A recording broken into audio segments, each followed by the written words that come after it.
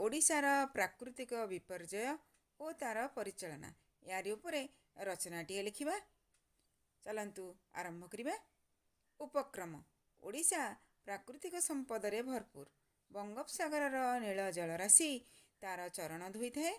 ମହାନଦୀ ବ୍ରାହ୍ମଣୀ, ବୈତରଣୀ, ଋଷିକୁଲ୍ୟା ପ୍ରଭୃତି ନଦୀ ଓଡ଼ିଶାକୁ ଶସ୍ୟ ଶ୍ୟାମଳ କରିବା ସଙ୍ଗେ ସଙ୍ଗେ ଏହାର ସୌନ୍ଦର୍ଯ୍ୟ ବୃଦ୍ଧି କରିଥାଏ।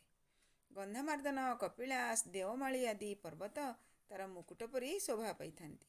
ଲୁହାପଥର, ଆଲୁମିନିୟମ, କ୍ରୋମାଇଟ୍ ପରି ଖଣିଜ ସମ୍ପଦରେ ମଧ୍ୟ ଓଡ଼ିଶା ଭରପୁର। ବିଭିନ୍ନ ପ୍ରଜାତିର ପଶୁ ପକ୍ଷୀ ମଧ୍ୟ ଓଡ଼ିଶାର ଜଙ୍ଗଲରେ ବାସ କରନ୍ତି। କିନ୍ତୁ ଏସବୁ ସତ୍ତ୍ୱେ ପ୍ରାୟ ପ୍ରତିବର୍ଷ ଓଡ଼ିଶା ପ୍ରାକୃତିକ ବିପର୍ଯ୍ୟୟର ସମ୍ମୁଖୀନ ହୋଇଥାଏ।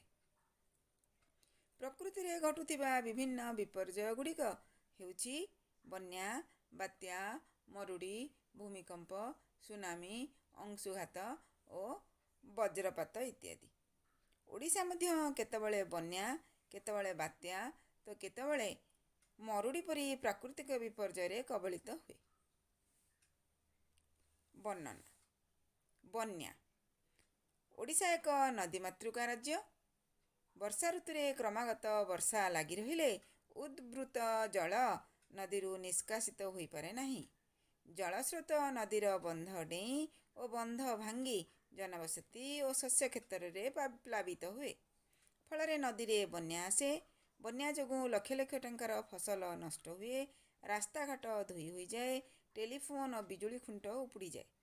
ଫଳରେ ଗମନାଗମନ ଓ ଯୋଗାଯୋଗ ବିଚ୍ଛିନ୍ନ ହୁଏ। ଲୋକମାନେ ଛେଳି, ମେଣ୍ଢା, ଗୋରୁ ଗାଈ ଆଦି ଜଳସ୍ରୋତରେ ଭାସିଯାଆନ୍ତି। ଲୋକମାନେ ପାନୀୟ ଜଳ ପାଆନ୍ତି ନାହିଁ। ଖାଦ୍ୟର ଅଭାବ ହୁଏ। ଫଳରେ ମଣିଷ ଓ ପଶୁପକ୍ଷୀ ବିଭିନ୍ନ ମହାମାରୀରେ ଆକ୍ରାନ୍ତ ହୋଇ ମୃତ୍ୟୁ ମୁଖରେ ପଡ଼ନ୍ତି।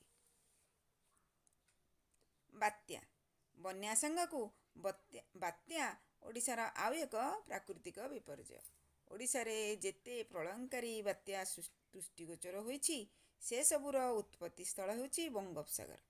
ସମୁଦ୍ରରେ ଲଘୁଚାପ ସୃଷ୍ଟି ହୋଇ ବାୟୁ ପ୍ରବଳ ବେଗରେ ପ୍ରବାହିତ ହୁଏ।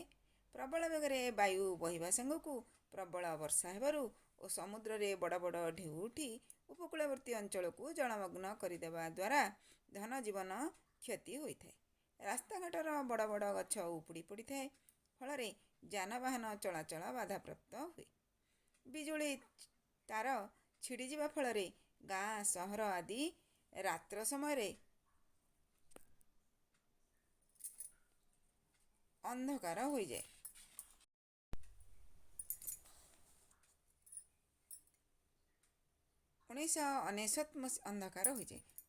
1999 ମସିହାର ମହାବାତ୍ୟାରେ ଓଡ଼ିଶାର ଶହ ଶହ ଶିଶୁ ଅନାଥ ହୋଇଯାଇଥିଲେ।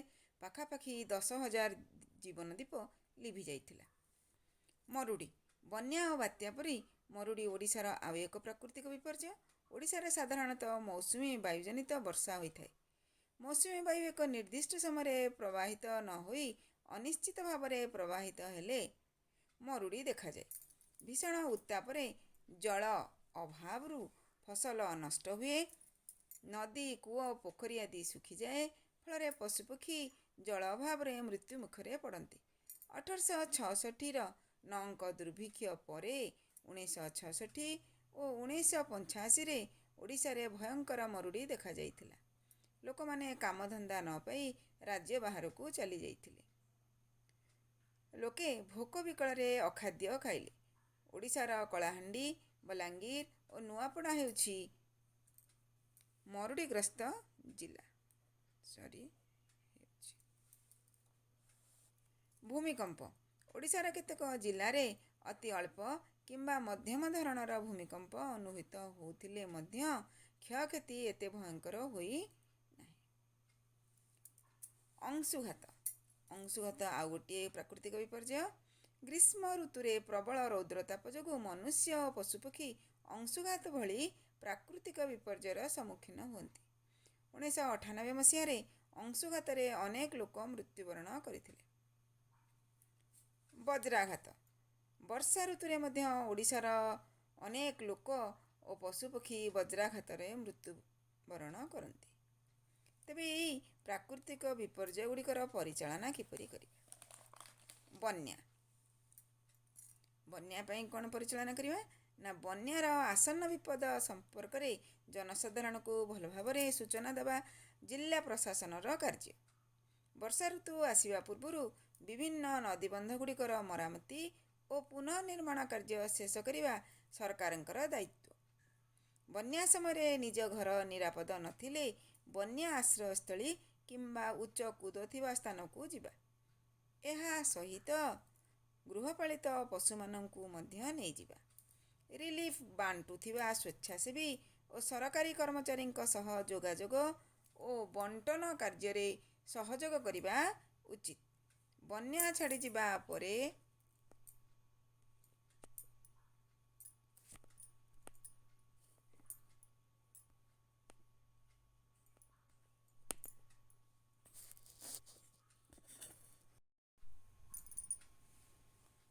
ସାପ ପ୍ରତି ସତର୍କ ରହିବା ଦରକାର। ପାଣିରେ ବୁଡ଼ିଥିବା ବିଦ୍ୟୁତ୍ ସରଞ୍ଜାମକୁ ପରୀକ୍ଷା ନ କରି ବ୍ୟବହାର କରିବା ଉଚିତ ନୁହେଁ।